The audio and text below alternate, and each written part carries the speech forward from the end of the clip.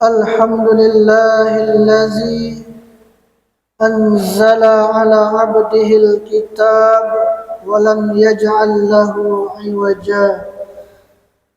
أشهد أن لا إله إلا الله وحده لا شريك له، وأشهد أن محمدا عبده ورسوله.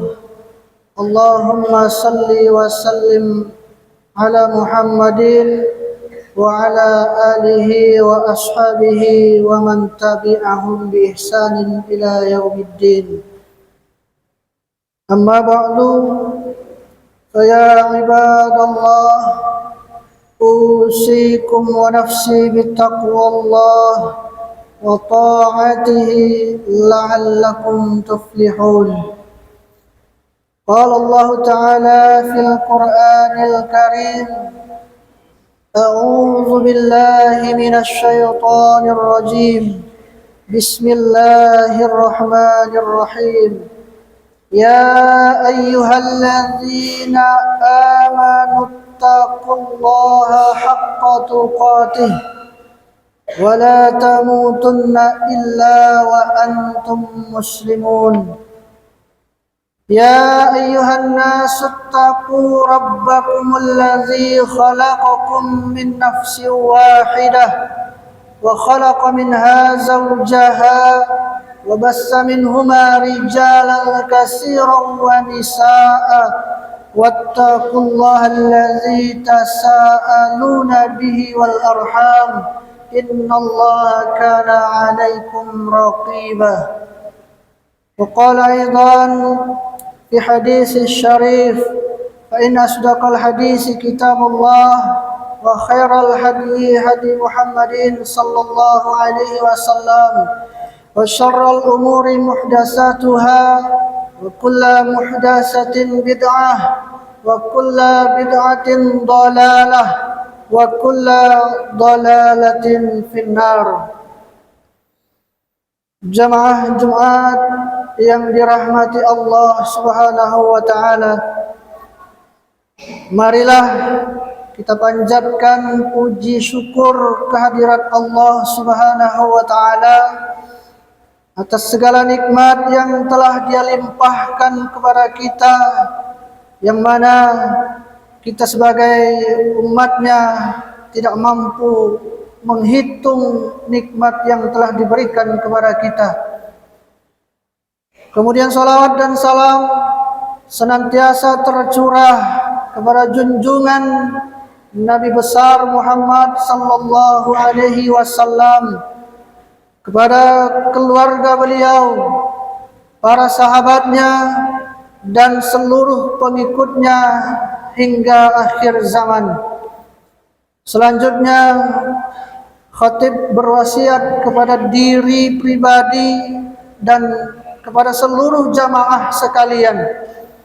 Marilah kita senantiasa meningkatkan kualitas ketakwaan kita kepada Allah Subhanahu wa taala dengan sebenar-benarnya takwa, yaitu menjalankan perintah-perintahnya dan menjauhi segala larangannya.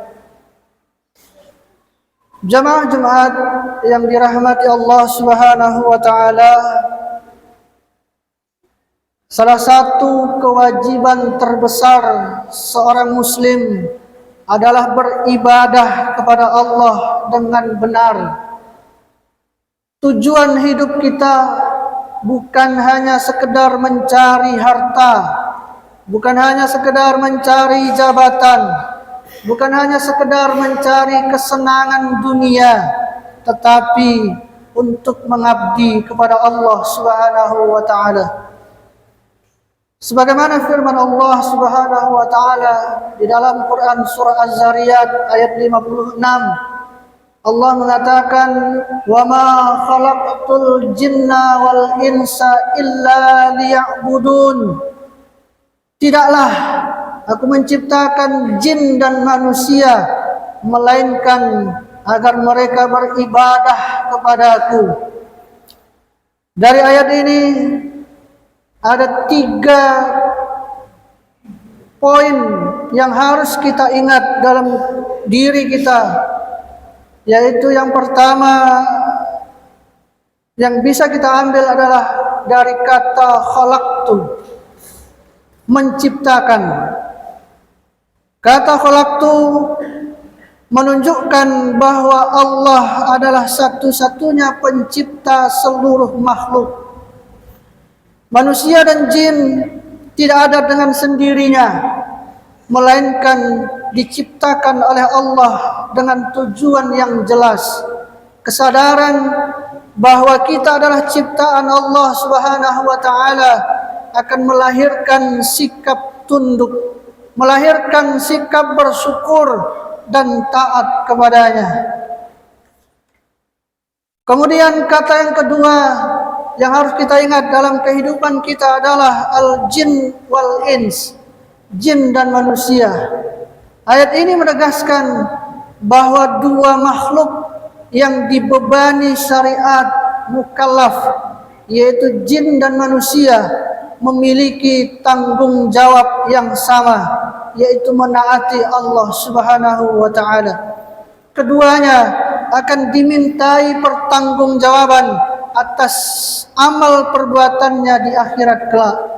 Dan yang ketiga adalah kata liya'budun, agar mereka beribadah kepadaku. Inilah inti pesan dari ayat tersebut. Tujuan utama penciptaan manusia dan jin adalah beribadah kepada Allah Subhanahu wa taala. Ibadah tidak hanya terbatas pada salat, puasa, zakat dan haji, tetapi mencakup seluruh aktivitas yang dilakukan dengan niat ikhlas dan sesuai dengan syariat Allah Subhanahu wa taala. Kesimpulan yang dapat kita ambil dari ayat ini adalah Allah adalah pencipta seluruh makhluk. Kemudian manusia dan jin adalah makhluk yang diberi amanah dan tanggung jawab. Dan yang ketiga, tujuan hidup mereka adalah beribadah kepada Allah dalam seluruh aspek kehidupan. Dengan memahami tiga kata tersebut, seorang muslim akan menyadari bahwa setiap aktivitas, baik aktivitas belajar, baik aktivitas bekerja, aktivitas berkeluarga, berdakwah dan bermuamalah dapat bernilai ibadah apabila dilakukan dengan niat yang ikhlas dan sesuai dengan tuntunan Al-Quran dan Sunnah. Jamaah Jumat yang dirahmati Allah Subhanahu wa taala, ada 3 poin penting yang harus kita pahami mengapa beribadah itu wajib berlandaskan ilmu.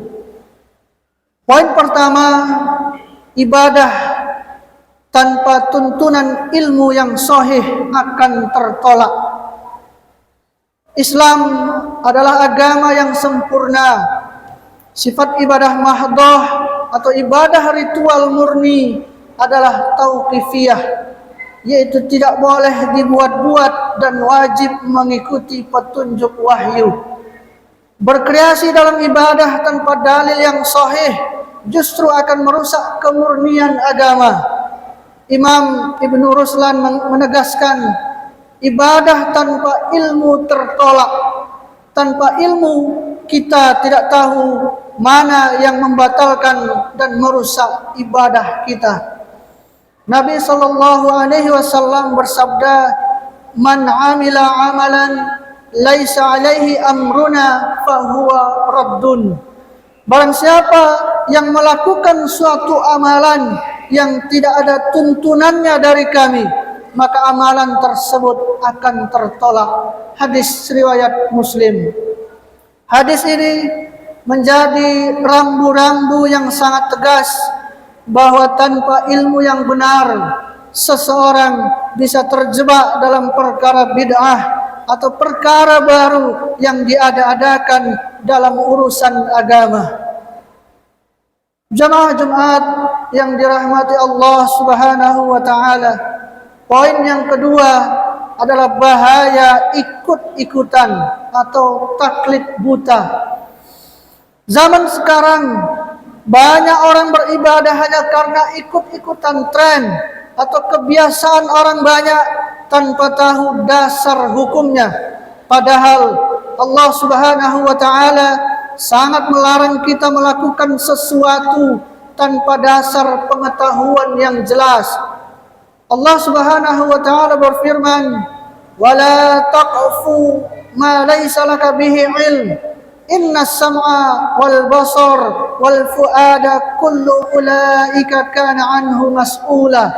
Allah mengatakan, dan janganlah kamu mengikuti apa yang kamu tidak mempunyai pengetahuan tentangnya. Sesungguhnya pendengaran, penglihatan dan hati, semuanya itu akan dimintai pertanggungjawabannya.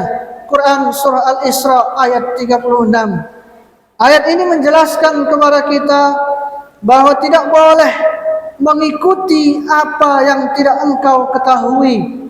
Dalam hal ini hanya ikut-ikutan. Akan tetapi kita diperintahkan untuk mengilmui sehingga dapat memastikan kebenarannya. Kenapa demikian? Karena sesungguhnya manusia akan dimintai pertanggungjawabannya mengenai bagaimana ia menggunakan pendengaran, bagaimana ia menggunakan penglihatan, bagaimana dia menggunakan hatinya. Apabila dia mempergunakannya dalam perkara-perkara yang baik, niscaya akan memperoleh pahala. Dan jika ia mempergunakannya dalam hal-hal yang buruk, maka dia akan memperoleh hukuman dari Allah Subhanahu wa taala. Jamaah Jumat yang dirahmati Allah Subhanahu wa taala. Poin yang ketiga, ilmu adalah kompas kehidupan. Ilmu dapat diibaratkan seperti kompas, sedangkan amal ibadah adalah kapal. Kapal yang besar dan kuat sekalipun akan mudah tersesat apabila berlayar tanpa adanya kompas. Demikian pula amal yang dilakukan tanpa ilmu, walaupun dikerjakan dengan sungguh-sungguh, bisa saja tidak sampai kepada tujuan yang benar, bahkan akan berpotensial terjerumus pada lautan bid'ah. Dalam urusan dunia, mengikuti orang lain tanpa ilmu mungkin hanya menyebabkan kerugian materi. Namun dalam urusan ibadah dan akidah, mengikuti sesuatu secara membabi buta tanpa adanya dasar ilmu yang kuat, taruhannya adalah masa depan kita di akhirat kelak. Karena amal yang dikerjakan tanpa ilmu akan tertolak. Jamaah Jumat yang dirahmati Allah Subhanahu wa taala. Oleh karena itu, mari kita terus semangat hadir di majlis ilmu, memperbanyak bacaan yang bermanfaat dan bertanya kepada para ahli, kepada para ulama. Semoga Allah Subhanahu wa taala senantiasa membimbing kita untuk beribadah di atas jalan ilmu yang benar. Amin ya rabbal alamin. Demikian khutbah singkat yang dapat kami sampaikan. Semoga ada manfaatnya bagi kita semua. Barakallahu li wa lakum fil Qur'anil azim wa nafa'ani wa iyyakum bima fihi minal ayati wa zikril hakim. Aqulu qawli hadza wa astaghfirullahal azim li wa lakum wa lisairil muslimin fastaghfiruh innahu huwal ghafurur rahim.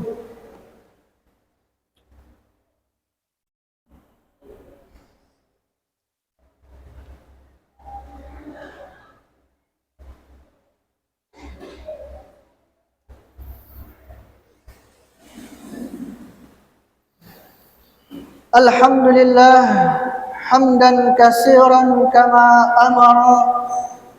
Asyhadu an la ilaha illallah wahdahu la syarika lah, irwaman liman jahada bihi wa kafar. Wa asyhadu anna Muhammadan abduhu wa rasuluh. Allahumma salli wa sallim ala Muhammadin wa ala alihi wa sahbihi ومن تبعهم بإحسان إلى يوم المحشر. أما بعد، فيا أيها الناس أوصيكم ونفسي بتقوى الله فقد فاز المتقون. فقال الله تعالى: إن الله وملائكته يصلون على النبي يا أيها الذين آمنوا صلوا عليه وسلموا تسليما. اللهم صل على محمد وعلى آل محمد كما صليت على إبراهيم وآل إبراهيم، وبارك على محمد وآل محمد كما باركت على إبراهيم وآل إبراهيم إنك حميد مجيد. اللهم اغفر للمؤمنين والمؤمنات والمسلمين والمسلمات الأحياء منهم والأموات. ربنا لا تزغ قلوبنا بعد إذ هديتنا وهب لنا من لدنك رحمة إنك أنت الوهاب.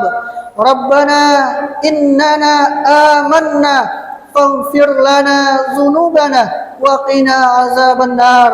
ربنا ظلمنا أنفسنا وإن لم تغفر لنا وترحمنا لنكونن من الخاسرين. اللهم أرنا الحق حقا وارزقنا اتباعه وأرنا الباطل باطلا وارزقنا اجتنابه. ربنا آتنا في الدنيا حسنة وفي الآخرة حسنة وقنا عذاب النار. عباد الله، إن الله يأمر بالعدل والإحسان وإيتاء ذي القربى وينهى عن الفحشاء والمنكر والبغي يعظكم لعلكم تذكرون. واذكروا الله العظيم يذكركم ولذكر الله أكبر. أقيموا الصلاة.